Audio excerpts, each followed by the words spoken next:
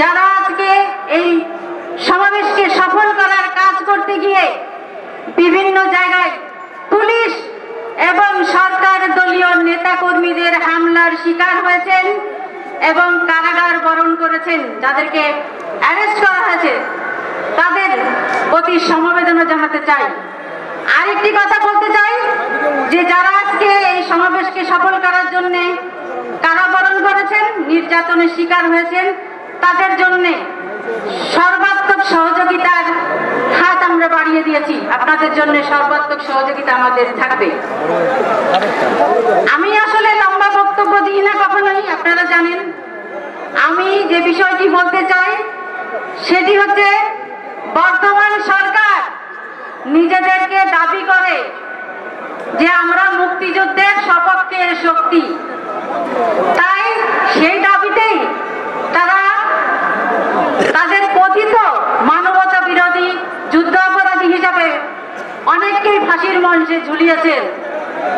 কিন্তু মুক্তিযুদ্ধ যারা মুক্তিযুদ্ধ যে জন্য করেছিল, তারা কখনোই দেশের মানবতা লঙ্ঘন করতে পারে না। কিন্তু বর্তমান সরকার কি করেছে? এই সিলেটের অঞ্চলের আপনাদের প্রিয় নেতা ইলিয়াস আলী সহ দিনার জুনেদ এবং সারা বাংলাদেশে প্রায় 1000 মানুষকে গুম করেছে, হত্যা করেছে অজস্র নেতা কর্মীদেরকে, এবং গুলি করেছে, পঙ্গু করেছে, অসত্য বরণ করছে।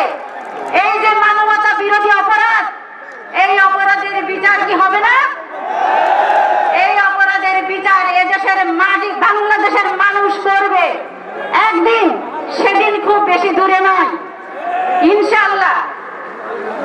আমরা সবাই বলি যে আমাদের দেশনায়ক তারেক রহমান আমাদের মাঝে ফিরে আসবে। আমাদের দেশনায়ক তারেক রহমানকে আমাদের মাঝে ফিরিয়ে আনতে হলে আমাদেরকে এই সরকারের পতন আগে করতে হবে। আর সেই সরকারের পতন করতে হলে কি করতে হবে? একটি তত্ত্বাবধায়ক সরকারকে প্রতিষ্ঠিত করতে হবে, এবং সেজন্য যে আন্দোলন সংগ্রাম করতে হবে, সেই সংগ্রামে মাধ্যমে আমরা তত্ত্বাবধায়ক সরকার প্রতিষ্ঠা করব। সরকার বলে সংবিধানে নাকি তত্ত্বাবধায়ক সরকার নাই।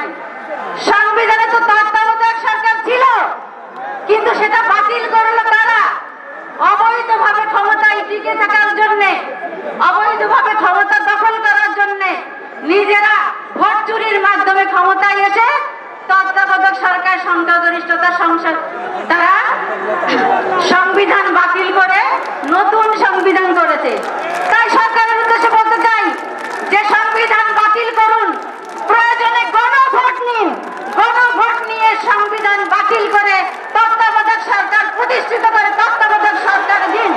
দেখুন, আপনারা যে খেলা বলছেন, সেই খেলায় কারা জিতে? আপনারা যতই পুলিশ নিয়ে নামেন, আপনারা শুধু তত্ত্বাবধায়কের অধীনে নির্বাচন দিন, তারপরে আপনারা ফলাফল পাবেন। সবাইকে ধন্যবাদ জানাচ্ছি। সবাই ভালো থাকবেন, সুস্থ থাকবেন।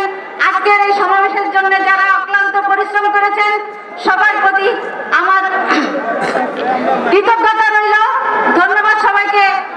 বেগম খালেদা জিয়ার মুক্তি চাই। জিয়াউর রহমান অমর হোক। তারুণ্যের অহংকার তারেক রহমান আমাদের মাঝে ফিরে আসবে এবং এদেশের রাষ্ট্রের নেতৃত্ব দেবে, সেই আশাবাদ ব্যক্ত করছি।